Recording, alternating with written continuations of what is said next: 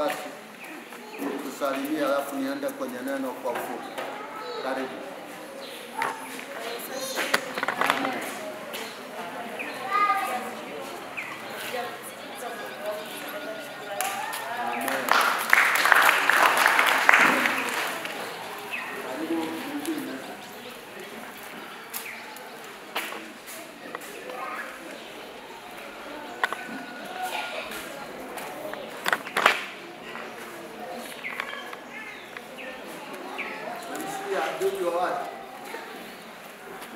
Ni mama yangu. Ni mama. Ni mama. Okay. Pigeni makofi. Amshasema ni mama imetosha. Bwana Yesu asifiwe. Amen. Pigeni mkono basi tukaribisheni wageni. Karibisheni wageni. Kama uko mgeni mwingine mahali ulipo. Hallelujah. Karibuni sana. Bwana Yesu asifiwe. Wajua aliye sababu ya umeme leo, huwa anachukia sana ibada nafikiri. Lakini tutafanya hata kwa kinywa chetu, tutaongea bila mic. Tunasikika eh? Nasikika wapendwa? Bwana Yesu asifiwe. Tumekuwa na neno ambalo linahusu toba na urejesho wa uchumi, na tumepita maeneo mengi. Cha ajabu ni kwamba bado kwenye kile kiini cha somo hatujaingia. Ana kila tulipokuwa tunaendelea, Bwana Yesu asifiwe. Kila tulipokuwa tunaendelea tulikuwa tunapata mafunuo mapya. Na mimi huwa naenda na upepo wa Roho Mtakatifu. Kama ukienda hivi tunaenda, ukienda hivi tunaenda. Nafanya kile ninachoongozwa kufanya. Nasema kile ambacho natakiwa kusema. Bwana Yesu asifiwe. Haleluya. Sasa Jumapili iliyopita tuliingia kwenye kipengele cha kuangalia ndoto. Kwamba chochote ambacho Mungu amekiandaa mbele yako, huwa anakupa ndoto. Mimi nimefuatilia vitu vingine nilivyoota kabisa nikiwa mdogo.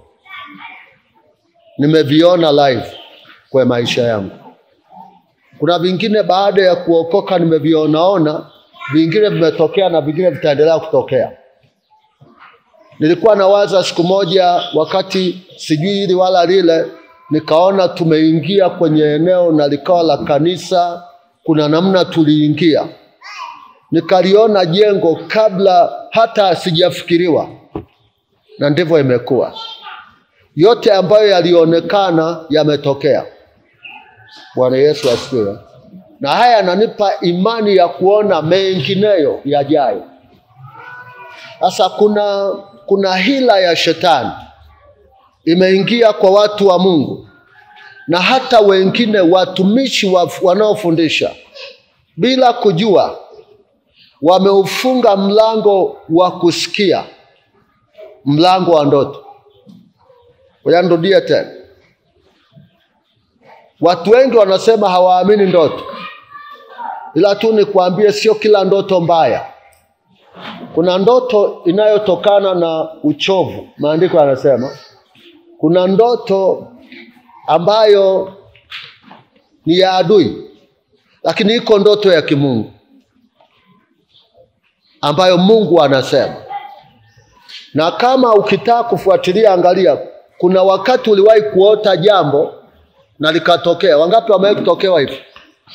Unaonyesha, unaota tu jambo linatokea, unaona limetokea. Tafsiri yake Mungu alikupa taarifa. Ndoto ni taarifa. Kwenye Ayubu anasema Mungu husema katika maono ya usiku na katika ndoto. Mara moja hata mara mbili, kama mtu hatojali, Mungu anasema. Lakini kwa naangalia hata mitume kwa namna ambavyo Mungu alitumia pia ndoto na maono kuwasemesha. Nikaona Paulo anatekwa kwenda Makedonia, akaona watu wa Makedonia wanamwambia njoo na huku. Alipoitafsiri ndoto akagundua kwamba kuna injili natakiwa nipeleke, na akapeleka, na Mungu alifanya mambo makubwa. Wale mitume ambao tumejengwa juu ya msingi wao. Haleluya. Lakini mtu anaitwa Yusufu aliota ndoto, hatima yake aliona kwenye ndoto kwamba atakuwa nani, aliona kwenye ndoto. Sasa wengine umeambiwa kemea ndoto. Usikemee kila ndoto. Kuna wakati utakosa taarifa. Nataka nikwambie jambo. Kuna watu ambao hawapati taarifa ya mambo yanayoendelea kwa sababu hawajui kushikilia vyanzo vya taarifa. Mungu anasema kwa sauti, Mungu anasema kwa maono ya wazi, Mungu anasema kupitia watumishi, Mungu anaweza akasema kupitia neno. Hata kama umesoma chini ya mti kama ule, Mungu anaweza akasema na wewe kupitia huo mti. Haleluya. Yesu asifiwe. Huwezi kumpangia Mungu. Cha msingi ujue hili jambo lina Mungu. Sasa mtu anakuambia kila nikiona kitu kunatokea, unapewa taarifa. Kama huna tafsiri sahihi, tafuta aliyepewa. Kwa sababu Danieli na Yusufu walipewa neema ya kutafsiri ndoto, wakawa na tafsiri. Nakumbuka hata Yusufu akiwa gerezani alitafsiri ndoto.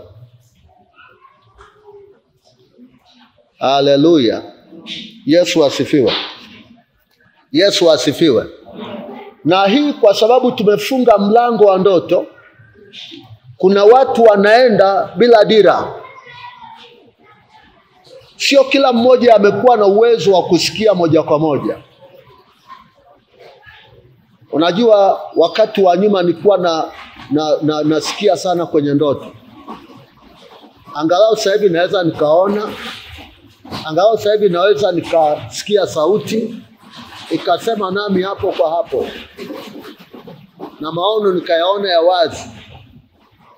Lakini hizo ni hatua nyingine za kiroho. Ila kwa mlango wa ndoto Mungu anasema na yeyote, hata mtoto wako mdogo huyo anaweza akaongea naye kwa ndoto. Nakumbuka siku moja mtoto alikuja kuniambia jambo litakalotokea nyumbani. Akamweleza mama akamwambia nenda akamweleze baba. Na kila alichokieleza kilitokea hivyo hivyo. Ni mtoto akasema aliamka usiku akanifuata chumbani kunieleza alichokipata. Lakini kilikuwa hivyo.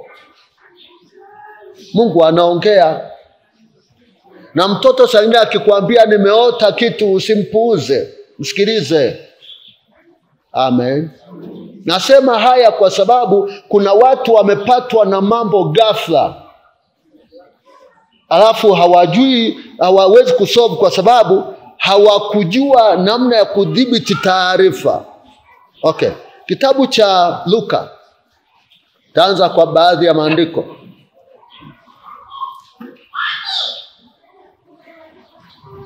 Leo tunashughulika, nimesikia leo tushughulike na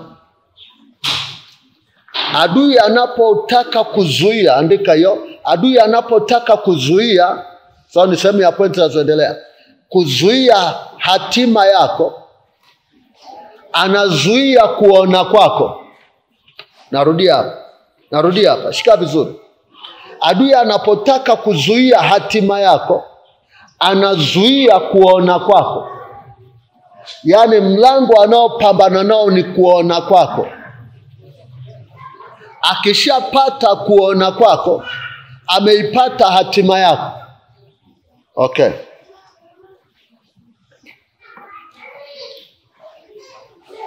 Walipokuwa wanampiga Yusufu kwa ajili ya ndoto, walikuwa wanapambana na kuona kwake. Wamzime ili kila anachokiona. Kwa nini aone? Kama sio ndoto asingefika alikofika. Lakini hebu angalia pia Mungu anapotaka kutufungulia milango. Ukiona Paulo, twende na maandiko kidogo. Paulo kwenye Efeso 1 mstari wa 17. Anasema Efeso 1 mstari wa 17. Tutasoma hapa kidogo. 1:17 anasema,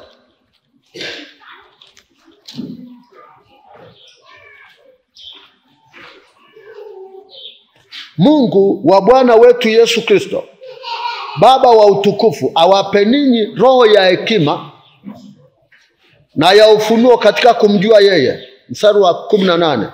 Macho ya mioyo yenu yatiwe nuru, mjue tumaini la mwito wake jinsi lilivyo, na utajiri wa utukufu wa urithi wake katika watakatifu jinsi ulivyo, na ubora wa uweza wa ukuu wa uweza wake ndani yetu tuaminio jinsi ulivyo, kwa kadri ya utendaji wa nguvu za uweza wake aliyotenda katika Kristo alipomfufua katika wafu, akamweka mkono wa kuume katika ulimwengu wa roho.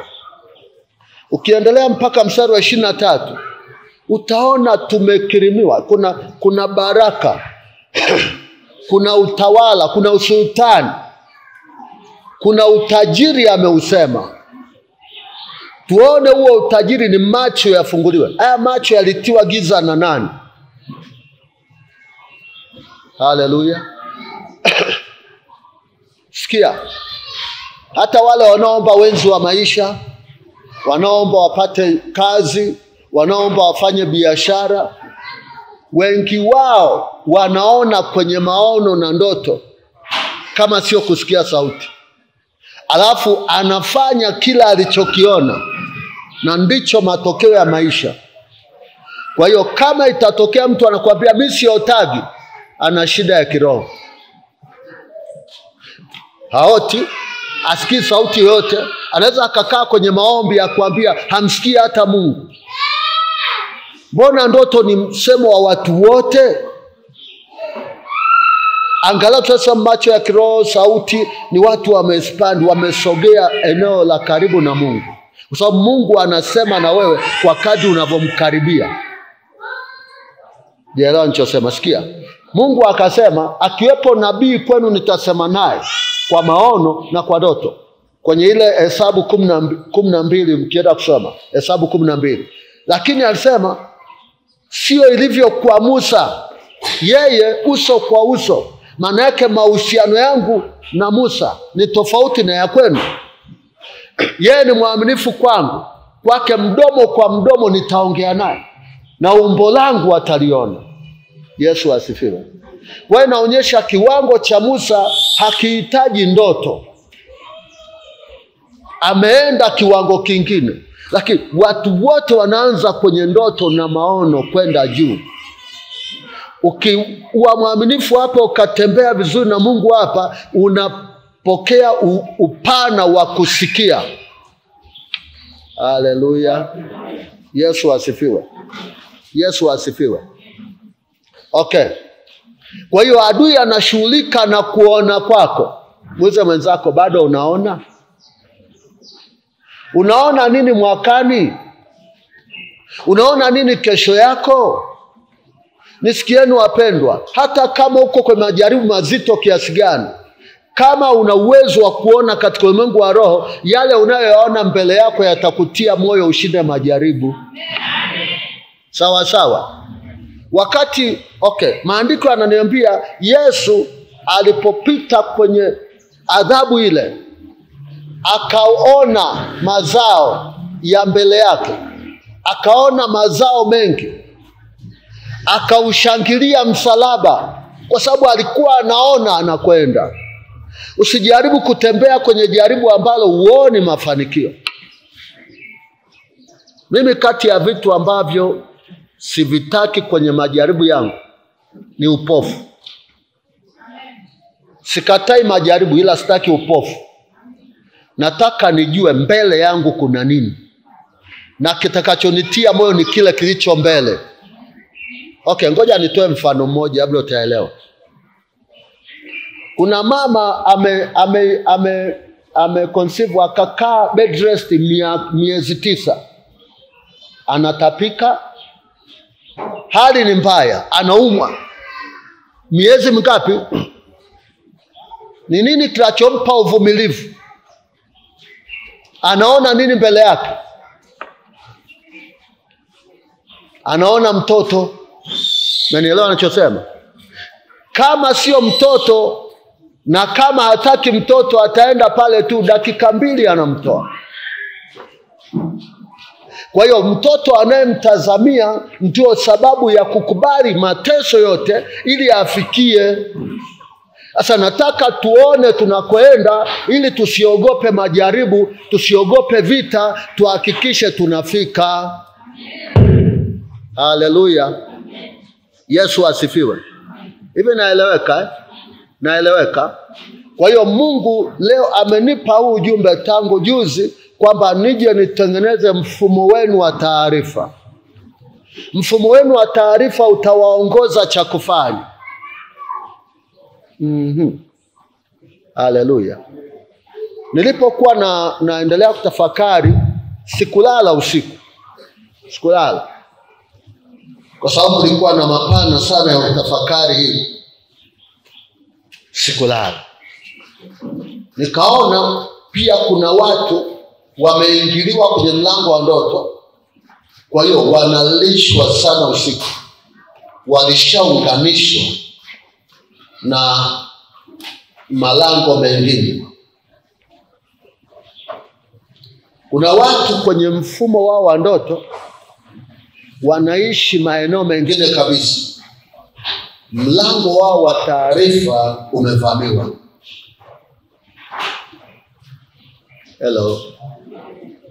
Maandiko yanasema hivi, mtu aonapo anakula katika ndoto.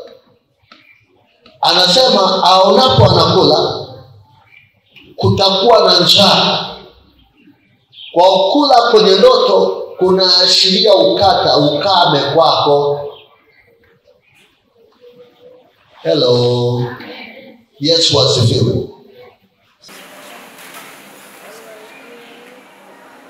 Yesu asifiwe. Umeona unakula kwenye ndoto, kwako kuna upungufu wa chakula. Umeona unahesabu pesa nyingi kwenye ndoto, kuna namna wameingilia ndoto yako kwenye Mungu wa roho. Na ndio maana na washauri, ukiona fedha kwenye Mungu wa roho, toa sadaka ndani ya fedha. Hello. La sivyo utasimama tajiri, naendesha magari, nina majumba, lakini hutayaona. Lazima uelewe wanasema nini. Aya, ndoto zinaongea pia. Mungu anaweza akakuandaa kwa njia kama alivyokuwa anaongea na Yusufu. Hata Yusufu alipozaa Yesu, Yusufu aliyekuwa baba yake Yesu, kusema kwa jinsi ya dunia, aliambiwa kwenye ndoto, ondoka.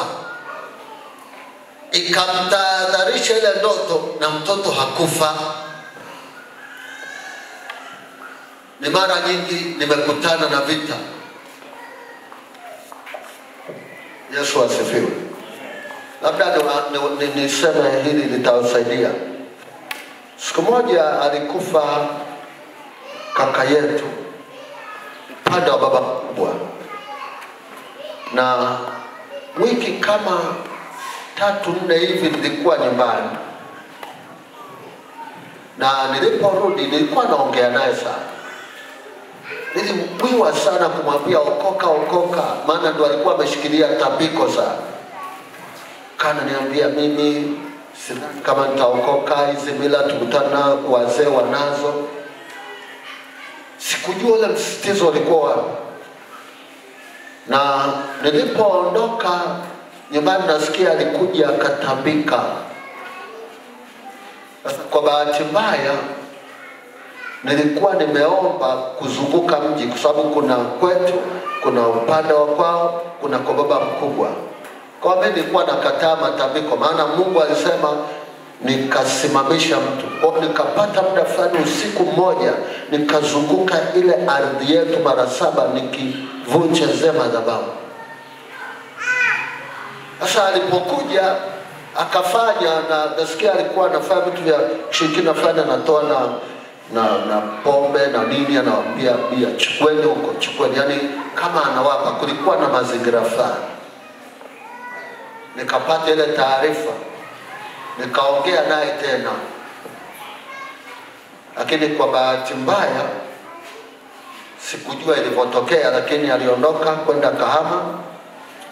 Alipofika safari ya kwanza kwenda mjini, alipata ajali. Semitrela ilipasuka tairi, na ile semitrela ikamfuata, akapinduka mara 5, na ndipo alipoondokea. Hakuishi tena.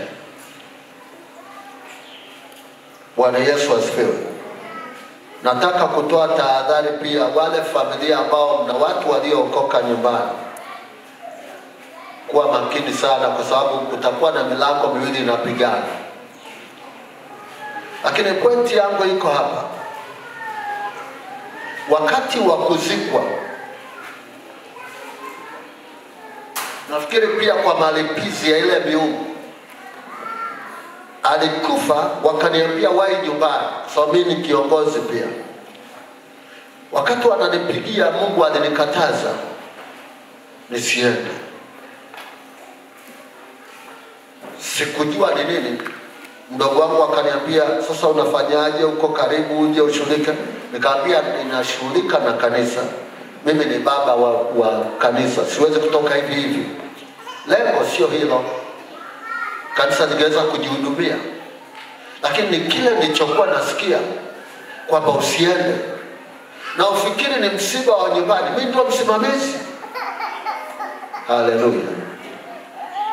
Nikakaa mpaka wakamsafirisha. Mpaka nikafikiri labda sitaenda. Siku moja asubuhi, saa 1, ukuta wa wajibu ulioshikamana na jirani wa kwetu ukang'ooka upande mmoja, ukang'ooka ukuta sehemu refu tu, sio kwa uling'ooka kutoka chini. Saa 1 tu basi, hakuna mtu ameunguza. Nikasikia kishindo ndani, nikaenda. Mungu akaniambia, kama huo ukuta ulivyoanguka, ndivyo ambavyo wewe ulitakiwa kufa. Lakini akaniambia, kwa sababu ukuta umeng'oka, hautakufa tena. Haleluya. Akaniambia, jiandae kwenda. Ni siku moja imebaki kuelekea siku ya msiba. Watu wakawa nasubiri, mbona askofu aende? Mbona amesema kuna msiba ila aende? Na ni wana familia. Hawakuelewa. Wezi kumueleza kila mtu. Sasa nikawaambia, jamani, kesho tutaondoka, tutaenda msibani. Wala walikuwa na magari yao kama kunisindikiza. Na usiku wa kuamkia siku ya msiba, nikaona nimeenda pale. Wakati naenda, tunapita kwetu kuelekea kwenye msiba, nikaona Chatu wamekuja spidi.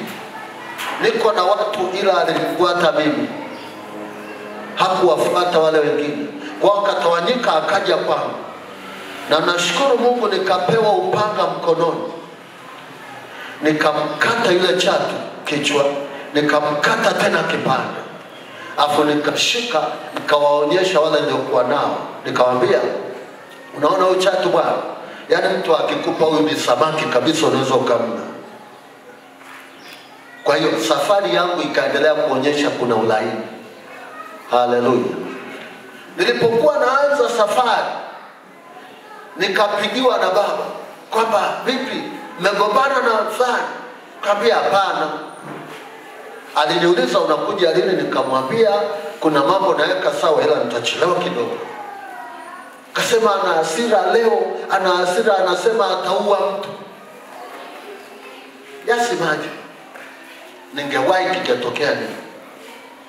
Nafika pale, nimepaki gari.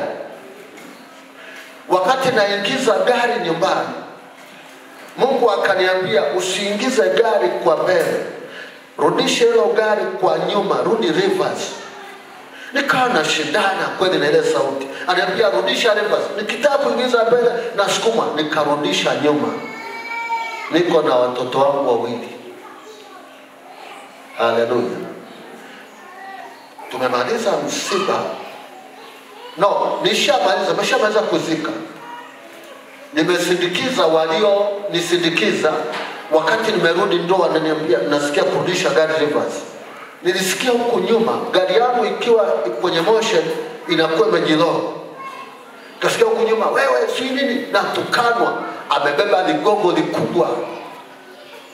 Leo utajua mashetani yangu, toka kwa gari. Bwana mdogo, naweza kuinuka hata kumpiga. Lakini nikakumbuka, unakumbuka ulimkata nyoka kichwa. Nyamaza, umeshashinda. Yesu asifiwe. Nikatulia. Akaja akapanda kwenye bonnet ya gari. Akaniambia na mimi nitakufa kama aliyekufa. Nikatulia. Nikimwangalia ananitukana, yani amevaa roho ya yale majamaa kabisa. Na sasa anafanyaje?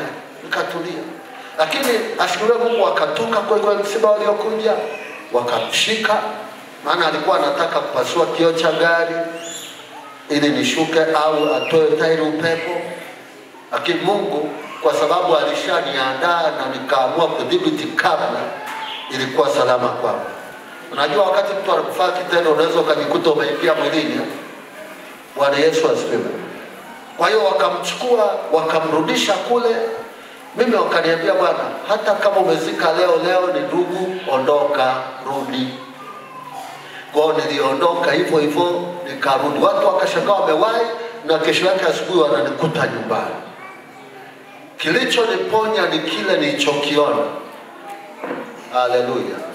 Ngoja niwaambie, kuna watu wamepata ajali, kuna watu wamevunjika miguu, kuna watu kwa mfano.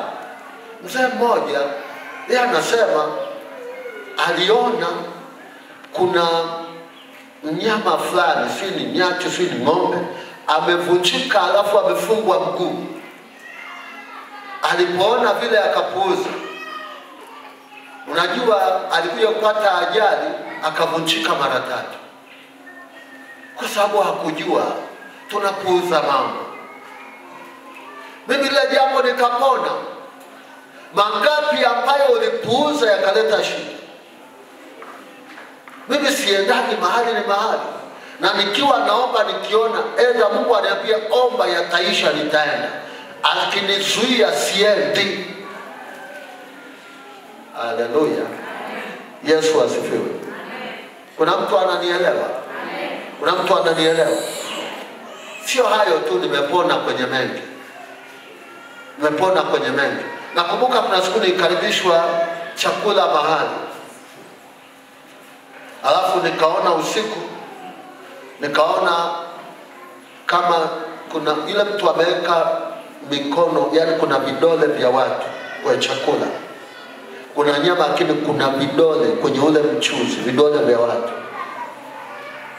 Alafu naenda naandaliwa chakula, kimeungwa hicho. Nikamwambia nimefunga. Si. Nililazimishwa na wapi? Sikula. Nakumbuka ile ndugu alikuja kusema wewe una Mungu. Walipanga issue mtu na dada yake. Walikuwa wanapanga kunidhoofisha. Haleluya. Sasa wakati wetu tunasema ngoja, Mungu amekuambia usile, acha kula. Umenielewa? Lakini umenielewa? Kama tutazingatia taarifa hatutakwama. Sio kwamba kila taarifa usiende. Kuna nyingine ambazo kwa mfano walikuwa wanachuo wala sekondari wote, joint mass ilihusisha wanachuo wanafunzi kama 800 hivi. Tulikutana majengo pale. Walimu tulikuwa wawili. Mimi kutoka Arusha na mwingine kutoka Kilimanjaro, wote tulialikwa. Usiku wake kumbe adui anapambana na ile afla isifanyike. Mimi ni wa asubuhi na yule mwingine ni wa mchana. Kwa mimi nilikuwa niende asubuhi nimalize, mwingine mchana. Nikaamua kuwahi, niko na watu wangu. Lakini angalia usiku wake, niliona napita kwenye barabara mara wamekusanya vile vifusi yale, yani gari inaenda inapotelea pembeni na nini. Kila aliyekuja akasema hii safari sio salama. Nikaisikilizia ndani, nikasikia tuombe tuende. Haleluya. Pamoja na mapambano tukaingia kwenye maombi, tukaingia hapa kanisani, tukafanya maombi, tukamaliza, tukaenda ile safari. Sasa wale wanakipigia, mmefika wapi? Mmefika wapi? Mmefika wapi? Kumbe usiku wake yule mwalimu mwenzangu mama yake amekufa usiku. Ili tu maana yake na mimi nilikuwa nikwamishwe tusiende. Kwa hiyo nilipofika tu mjini wametusubiri stendi, wakasema jamani, utashika kipindi chote cha asubuhi mpaka jioni. Kulikuwa na utiisho na upako usio wa kawaida. Yesu asifiwe. Yesu asifiwe. Huu ulikuwa upinzani, lakini tulipingana nao. Ila kuna mahali unazuiliwa usiende. Hello. Umenielewa? Umenielewa? Adui anazuia kuona kwako. Nilianza huko. Adui anazuia kuona kwako au anapofusha kuona kwako.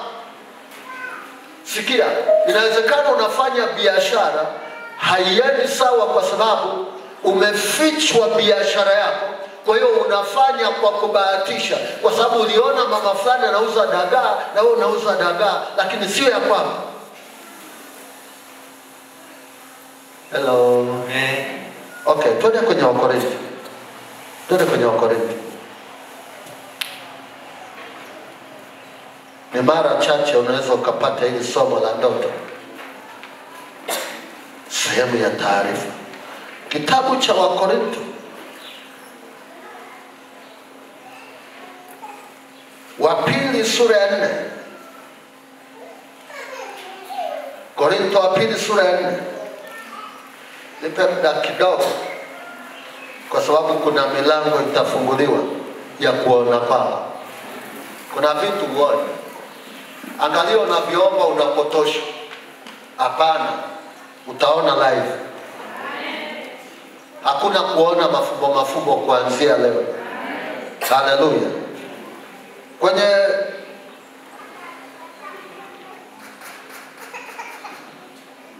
kitabu kile cha Wakorintho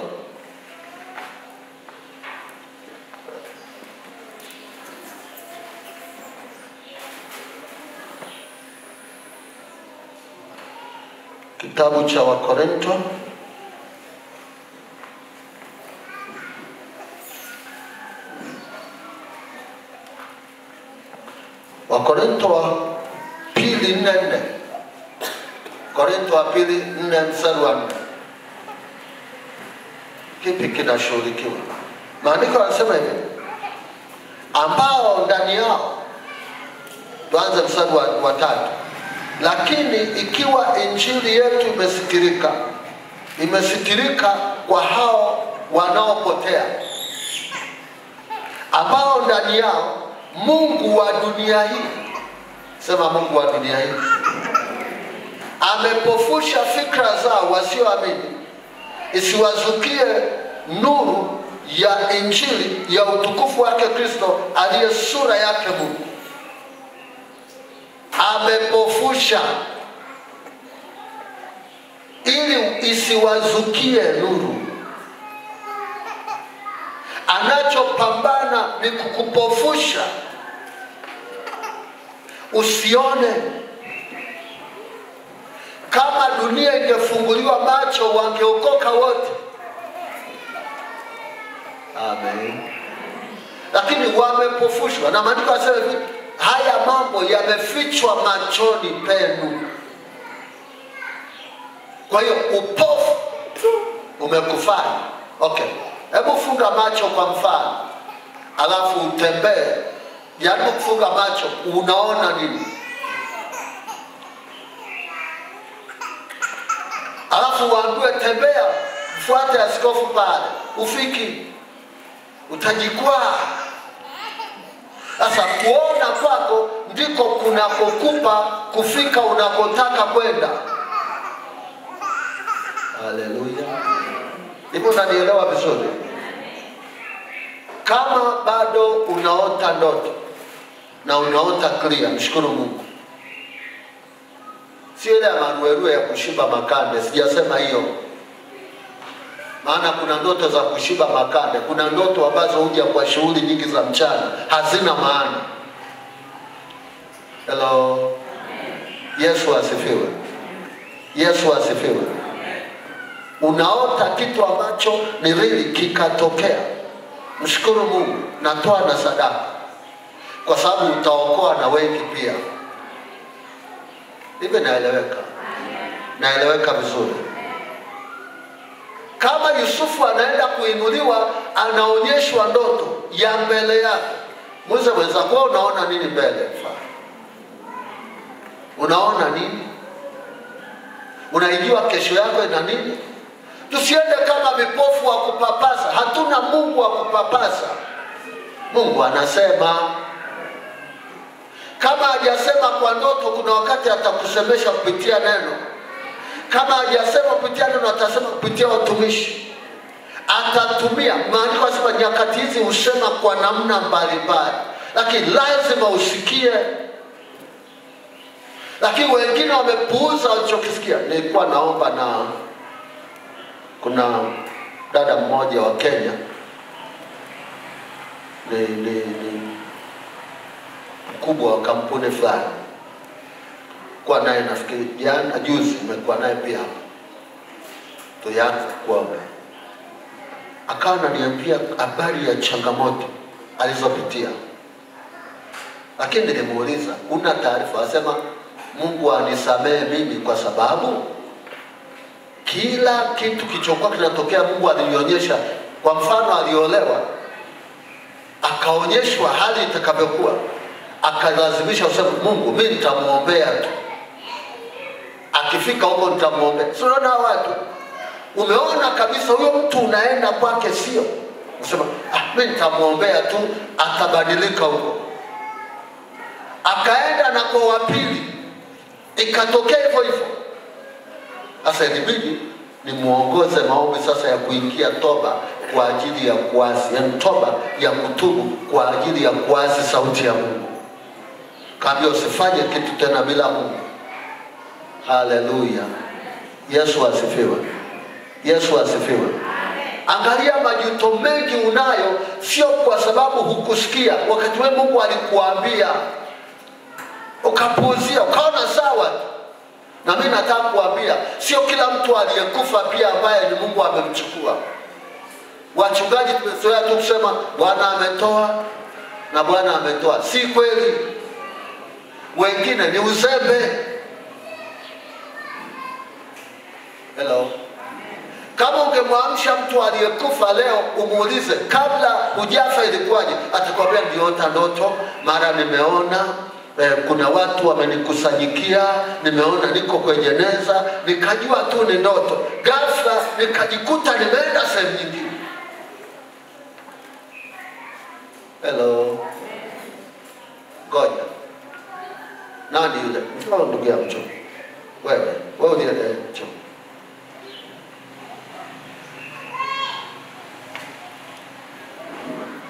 Kama sio mara ya kwanza ulipokuja hapa, edha mara ya pili sijui, lakini huyo ndugu alipokuja hapa, mimi niliona,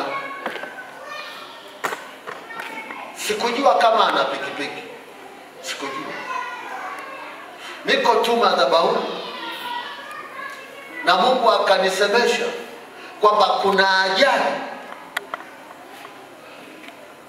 ajali ya pikipiki. Sasa nimetoa ile, tumeomba hapa, akaja apostol, njoo niambie kichokuwa kimetokea.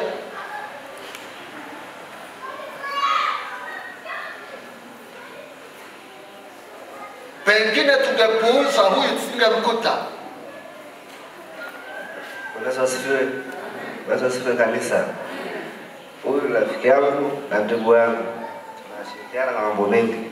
Sama zangu kabarikiwa kanunua pikipiki. Kabla askofu hajamtabiria, ile pikipiki itakayofanya ikanifanya mimi kabla yeye. Yaani imedondosha peupe. Yaani masaa yuko ndani ya geti, kasa nimeona vumbi tu. Nikapigiza kwenye mbavu, nikaja kumfuata baba nikatoa sadaka. Baada ya kufuata siku ya pili ndo akaja huyu jamaa. Baba akamtabiria akasema wewe una pikipiki na hiyo pikipiki imeachiliwa roho itakuua, utaingia chini ya semi. Akafanya maombi. Tukamshukuru Mungu kwa pamoja. Asante baba. Sikuwa najua ana pikipiki, lakini leo yuko salama. Yamkini alikuwa anazuiliwa pia kumleta mdogo wake kupona. Yesu asifiwe. Yesu asifiwe. Nenda bana. Haleluya. Yesu asifiwe. Amina. Haleluya. Amen. Vinaonekana, lakini je, tunazingatia? Okay, ngoja nikuonyeshe. Kitabu cha Isaya 42. Isaya 42. Kuna vitu lazima tuviombe leo vifufuke. Moja ni macho yenye giza yatiwe nuru. Amina. Isaya, kama mtu amepata Isaya 42, anza mstari wa 18. Maandiko yanasemaje?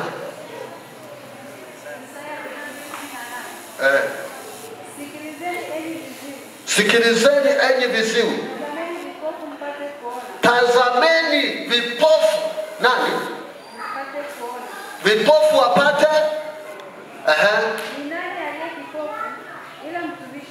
Ni nani aliye kipofu ila mtumishi wangu? Au aliye kiziwi kama mjumbe wangu nimtumaye?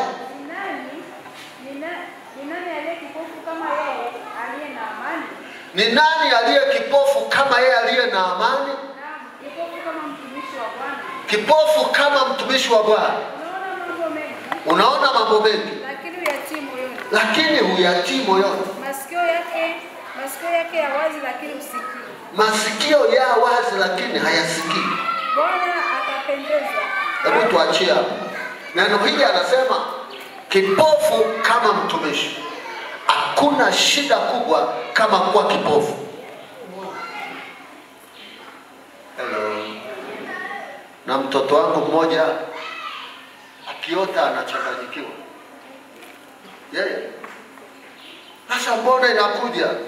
Nikamwambia siwezi kufunga ndoto isije. Kwa sababu kwa njia ya ndoto pia tumepata taarifa tukadhibiti vitu. Hello. Kuna wakati utaona mauti. Hata kama ni kwa jirani, yamkini ni kwako. Ingia kwenye maombi ya kufunga roho za mauti, haitatokea. Leo amina zimepoa. Wana hata baridi hamna. Haleluya. Amen. Haleluya. Amen. Umeota hiyo mauti, funga. Kuna mengine ingia hata kwa maombi ya kufunga. Yesu asifiwe. Amen. Yesu asifiwe. Amen. Umenielewa vizuri? Amina. Umenielewa vizuri? Amen. Yesu wetu asifiwe. Amen.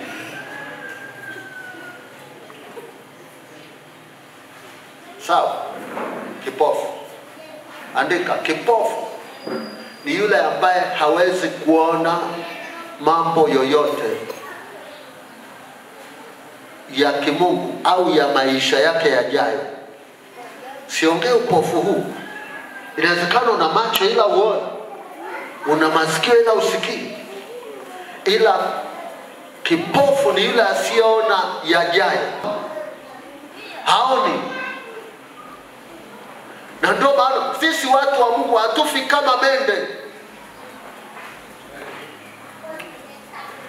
Labda kwa wale wageni, njoo dokta. Dokta, kuna jambo lilionekana pia kwake akisafiri. Kwa wale wageni wasaidie kusema.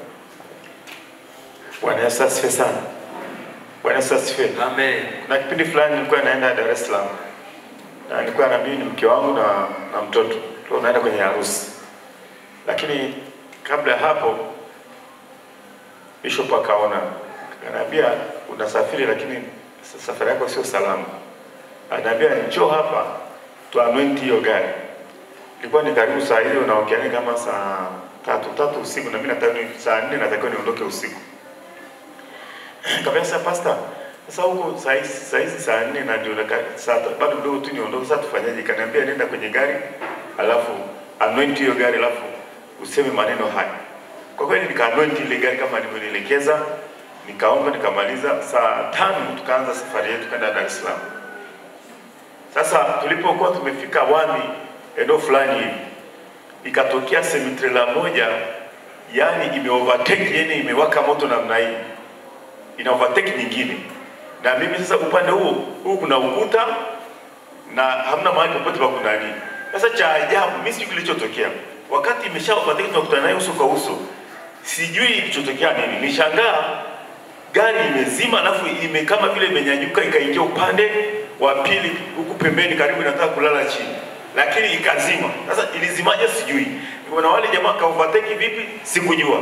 Lakini nilichoshangaa imepita pale pembeni na huko nyuma kulikuwa na maaskari nao walikuwa wanapita, nao walipoona ile kitu iliyotokea wakasimamisha ile gari yao, wakamkamata mtu mwenye toyo wakaanza kuifukuzia huko nyuma, na sisi tukaendelea.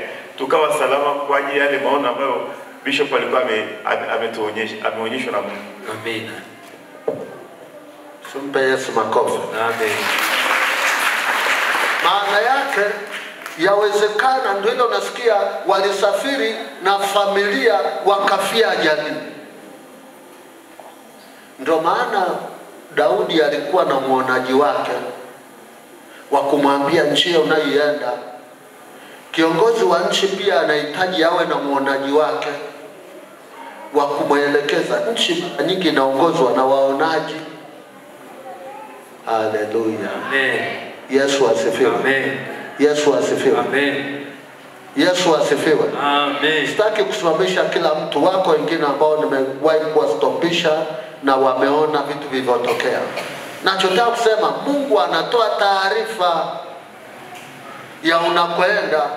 Ngoja nikwambie, hata mchawi akitaka kuja kukuloga ili akupate umekuwa kipofu, hawezi kupata hivi hivi, kwa sababu akipanga njia hii wewe unahama kwa njia hii. Niliomba na mama mmoja kwenye ni baba na mama kwenye familia, na walikuwa wanasumbuliwa. Nilipoingia kwenye familia yao nikaona kama mtu aliyechoma kisu kwenye zizi la ng'ombe, maana yake alitangaza mauti. Nikamwambia chimbeni hilo zizi, chimba sasa kama kumbe zizi, alafu wakashuhudia hawajui. Lakini nikamwambia okay, kinachofuata Mungu atawaonyesha mchawi wenu. Tukaomba, nikamaliza. Usiku yule baba akasema aliona kama maono hivi. Akaona huyo mtu anakuja, akamwona kabisa. Akafanya kama kuamka kabisa. Kufika dirishani akamwona huyo. Akaenda akamshtua mke wake, angalia. Afu akamwambia, wewe fulani, naona unatulinda, basi endelea kutulinda, tunalala zetu. Alikimbia. Alikimbia. Lakini baadaye wakamjua na usumbufu ukaishi. Yesu asifiwe. Amen. Yesu asifiwe. Amen. Yaani nataka ukilala kuanzia leo, ukilala usiwe umelala. Hivyo unajua maana ya neno kesheni. Sio kwamba kila siku ukae macho, lakini kwa jinsia ya roho unatakiwa macho. Amen. Halo. Amen. Kuna mtu anaweza akawa amelala lakini anaona kila kinachoendelea. Na akiamka anaona, yani wewe pita hata na uchawi wako umepita unapiga milango, ataamshwa tu atakuja, maana anaona pamoja na kwamba amelala. Amen. Mungu akupe kuwa macho kwa jina la Yesu. Amen. Mungu akupe kuwa macho kwa jina la Yesu. Amina. Haleluya. Amen. Uone unakwenda. Angalia kitabu kile cha Warumi. Saa ya kuamka, Warumi 13:11. Saa ya kuamka katika usingizi. Unaweza ukawa unatembea ila uko usingizini. Uoni? Ndio maana kuna mtu unaweza ukamuonya akaacha kufuata maonyo kwa sababu haoni unachokiona. Niliwahi kuumia sana wakati fulani. Kuna wifi au dada wa mzee wetu wa kanisa aliyekuwepo. Nikaona akitoka tu mjini akaenda kijijini. Alikuwa anauza ndizi huko PPF, ametoka, aliwahi kuachika mahali na mtoto wake mmoja. Nikaona ataenda kuteseka, ataolewa mke wa pili na namna ambavyo atateseka, mazingira fulani. Nikaona, nikamuita jioni moja, nikaenda alikopanga. Tukaenda mimi, huyo kaka yake na wifi yake, tukaenda tukazungumza. Kaambia sikuoni salama, utaenda kuteseka sana, utaenda kuwa mke wa pili, usiende. Na kuambia aliamua tu kuendelea safari. Baadaye wifi mtu akaja akaniambia yale uliyomwambia ana yametokea. Ameolewa mke wa pili tena wa mganga. Yuko huko Shinyanga huko kwa anakimbia na baisikeli na mtoto mgongoni. Sijajua hata kama bado yuko hai, sijauliza. Lakini yalionekana mateso. Kuna wakati tunapokuwa viongozi tunapewa pia kuona mbali kuliko wewe. Amina. Hello. Amen. Nikikwambia usiende, we acha tu. Nikikwambia mtu usishirikiane naye kibiashara, acha. Nikikwambia mtu usimkopeshe, we acha usimkopeshe. Kwa sababu ninaona kama mlinzi kiongozi wako. Amen. Hello. Amen. Yesu asifiwe. Amen. Yesu asifiwe. Amen. Kuna mtu amenielewa? Amina. Basi naomba ufungue Mathayo 6:23. Mathayo 6:23. Mathayo 6:23.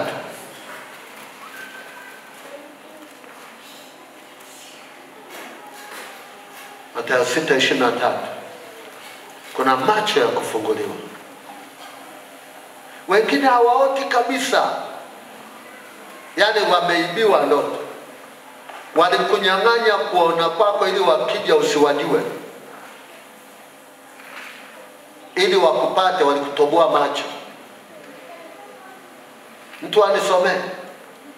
Mathayo 6:23. Lakini jicho lako likiwa bovu, jicho lako likiwa bovu, mwili wako wote utakuwa na giza. Mwili wako wote utakuwa na giza. Basi ile nuru iliyomo ndani yako ikiwa giza, si giza. Ile nuru ya huku. Efeso 1:18 amesema macho ya mioyo yenu yatiwe nini? Nuru. Nuru. Ile nuru ya huku ndani ikiwa giza, sio giza hilo tena, ni zaidi. Bora ile giza unalopitia usiku kuliko giza la kiroho. Rudia tena, nuru yenu ikiwa, nuru iliyo ndani yenu. Basi ile nuru iliyomo ndani yako ikiwa giza, si giza hilo. Sawa. Kwa hiyo ni zaidi ya giza. Unaona nini? Mbona umepofushwa? Muda wangu sio rafiki. Bwana Yesu asifiwe. Amen. Tunahitaji yafuatayo, andika. Tunahitaji kuomba Mungu atufungue macho. Mfumo wa ndoto ni macho ya kiroho. Mfumo wa ndoto ni macho ya kiroho yanayoona vitu ambavyo havionekani kwa macho haya. Kwa tunahitaji Mungu atufungue macho. Amen. Haleluya. Amen. Hilo la kwanza. Jambo la pili, tunamhitaji Roho Mtakatifu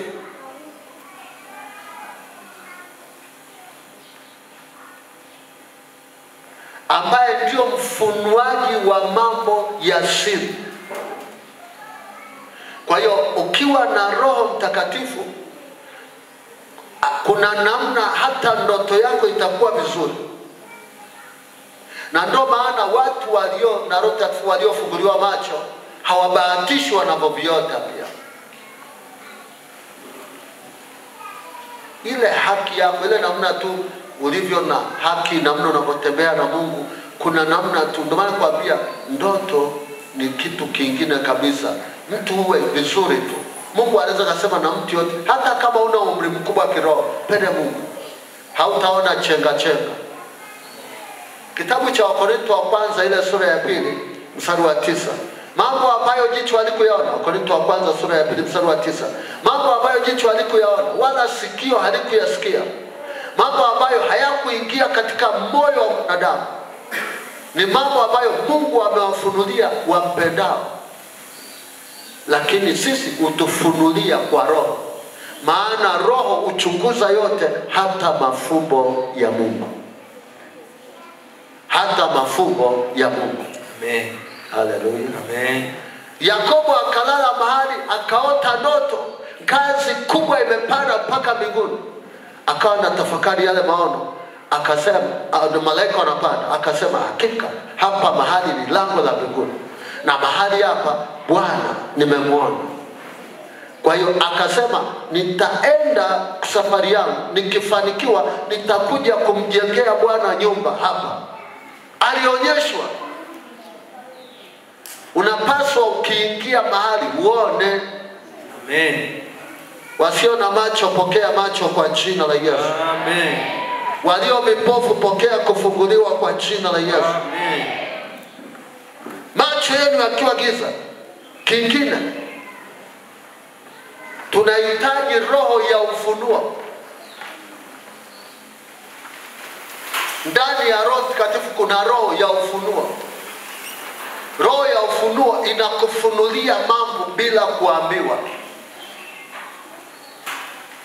Ndio maana hata neno la maarifa linatoka kwenye roho ya ufunuo. Neno la hekima linatoka kwenye roho ya ufunuo. Amen. Amen. Amen. Pendwa mmoja akaniuliza, hivi askofu wewe umejuajuaje? Unajuajuaje? Roho ya hekima, roho ya ufunuo. Unahitaji roho ya ufunuo. Namba 3. Namba ngapi? Si andika. Tunahitaji dawa.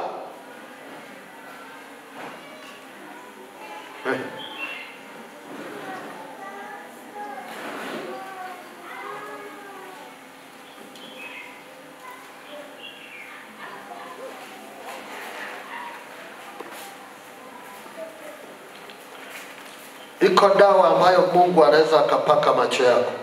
Ufunuo 3:18. Ufunuo 3:18. Kutokea leo mpaka watoto wetu wataona. Hello? Yesu asifiwe. Ufunuo 3:18. Tunahitaji dawa.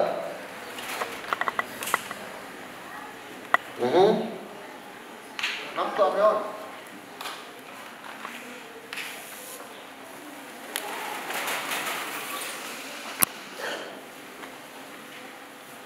Ufunuo 3:18.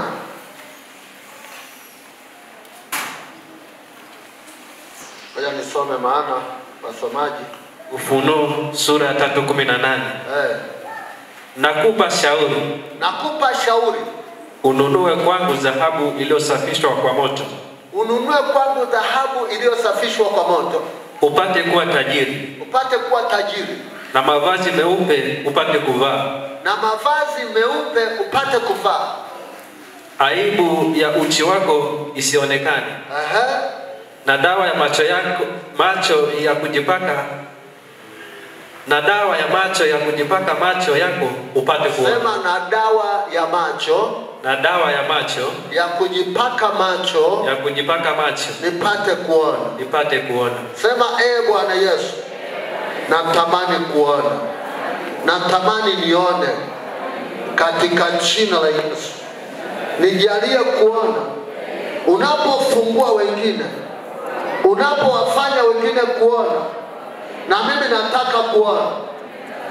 Kuna watu wataongezeka kuona kwao.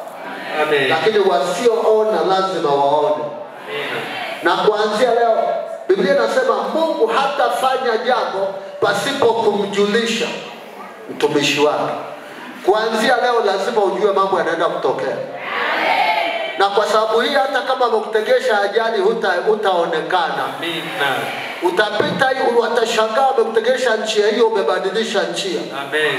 Maana uliona ukionywa kwenye ndoto kwamba usiende kwa njia hii, pita njia hii. Amen. Mwisho atakuita mchawi, lakini tulio ndani ya Yesu ni zaidi ya wachawi. Amen. Hallelujah. Amen. Yesu asifiwe. Amen. Naenda kufanya biashara, kabla sijaanza nione ishara. Kama ni salama au sio salama. Kule niendako nione macho. Unamhitaji Roho Mtakatifu. Sema maneno haya kwenye andika Zaburi pia. Zaburi ya 18:28. Zaburi ya 18:28. Au sema nyumba yangu. Inasema, Bwana, wewe Mwenyezi Mungu waniangazia, walifukuza giza langu. Na Mwenyezi Mungu, Mwenyezi Mungu, Mungu wangu. Soma kwa tafsiri nyingine.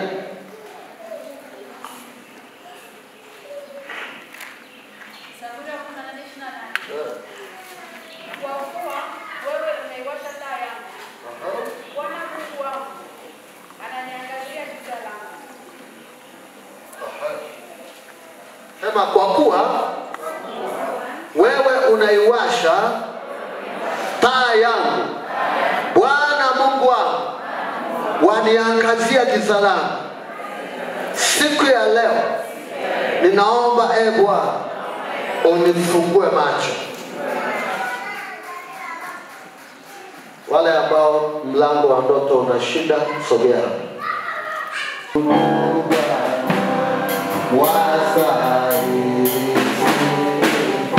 Wewe ni Alfa.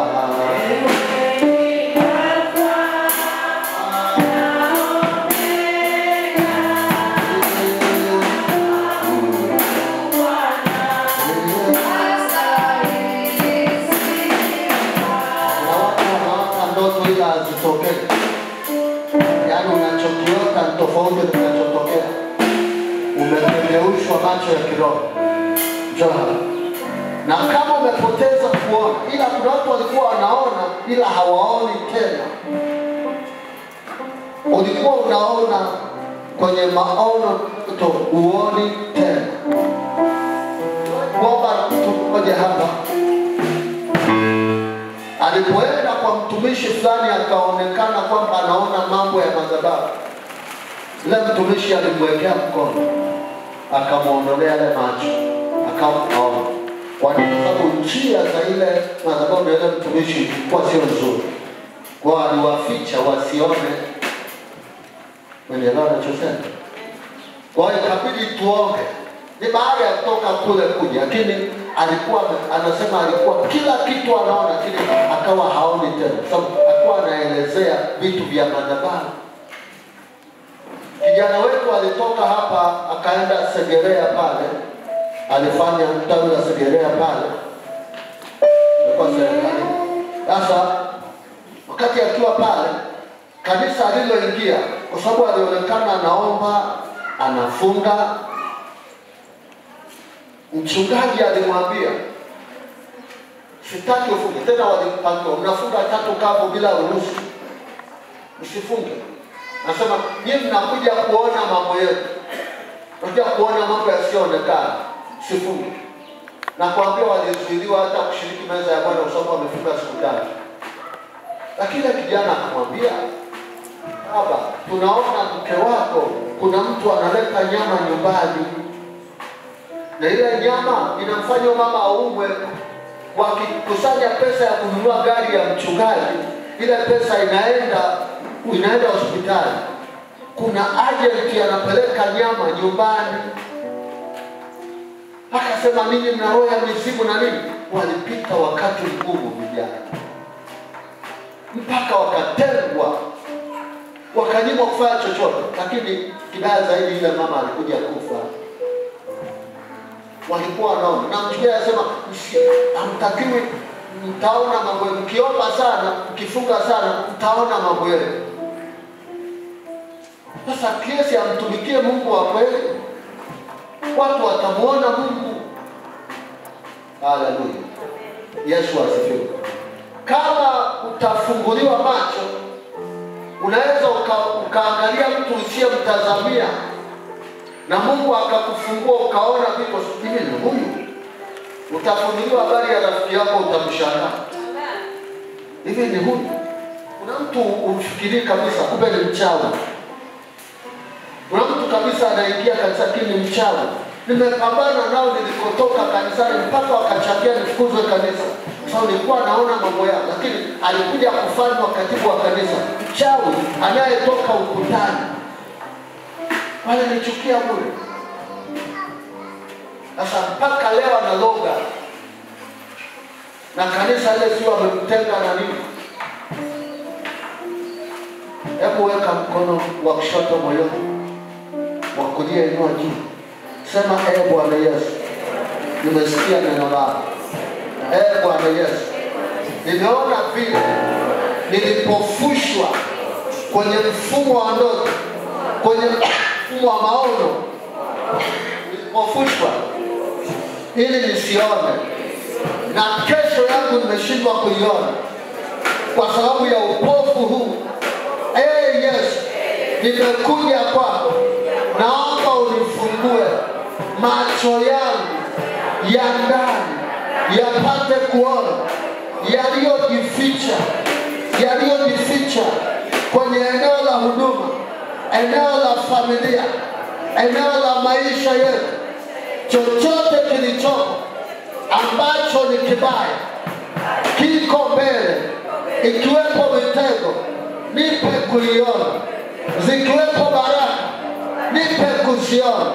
Kama Yusufu alipoiona kesho yake, na mimi Bwana ninaomba unionyeshe kesho yangu. Siko hapa kwa bahati mbaya, nipo kwa makusudi. Na Mungu wewe unajifunua kwa njia ya ndoto, maono, sauti. Ndoto imekuwa rahisi kila mtu kusikia. Nifungue na mimi Bwana, nataka kusikia, nataka kuona. Nifungue Bwana. Fungua kinywa chako, mwambie Bwana nifungue macho yangu. Bartholomayo akapasa sauti yake akasema, nirehemu mwana wa Daudi, nirehemu mwana wa Daudi. Mwambie Bwana leo ninaomba nifungue macho yangu. Liko roya sakararo yakata. Kama simuita Roho wa ufunuo, Roho Mtakatifu aje juu yako kwa ajili ya kufunuliwa mambo yajayo, ili uyadhibiti yasitokee katika jina la Yesu Kristo. Rimako shihika paya sakarabo ihaka kama sakarabo rikamando rapa paya sika rikamando rapa paya sika rikamando rapa mantarabo karamando rapa Mosaya. Mwambie Bwana nifungue macho yangu, nimepofuka mimi, nifungue.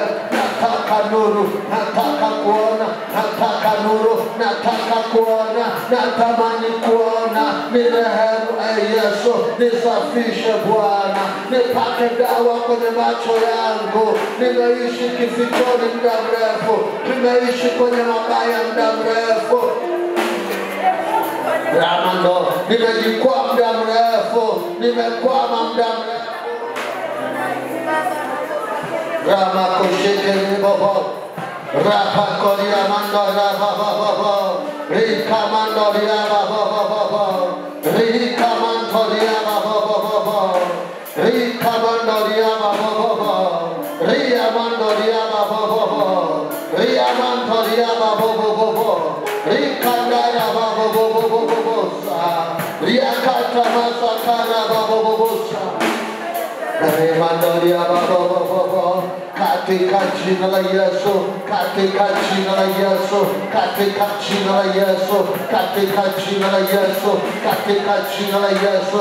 Ile roho ya upofu iliyoachiliwa kwa macho yako, na iamuru kuachia pepo la upofu, pepo la upofu, pepo la upofu. Toka kwenye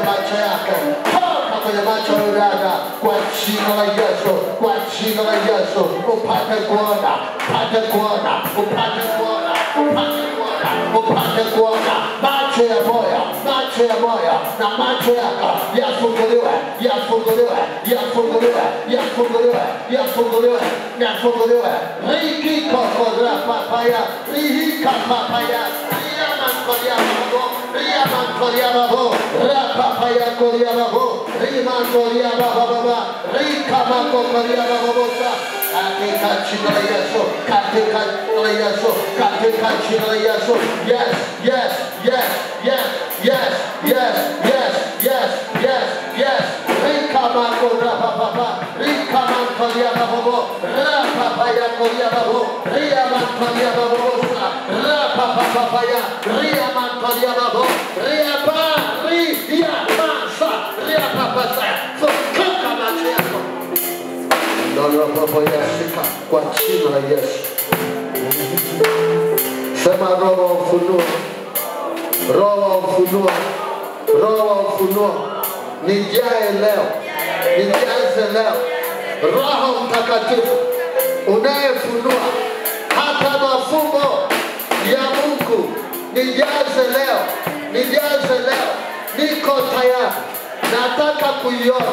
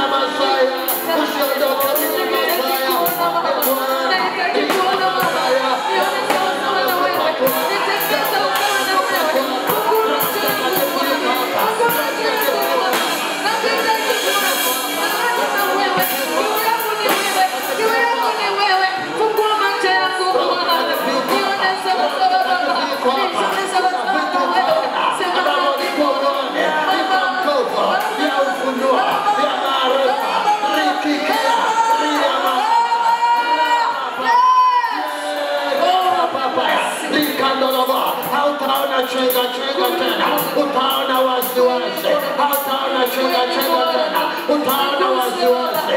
Rapapaya, rapapapa, rikapaya saya, baso korabomosa, rikapaya saya, rapapapa. Yes, yes. Rikapaya saya,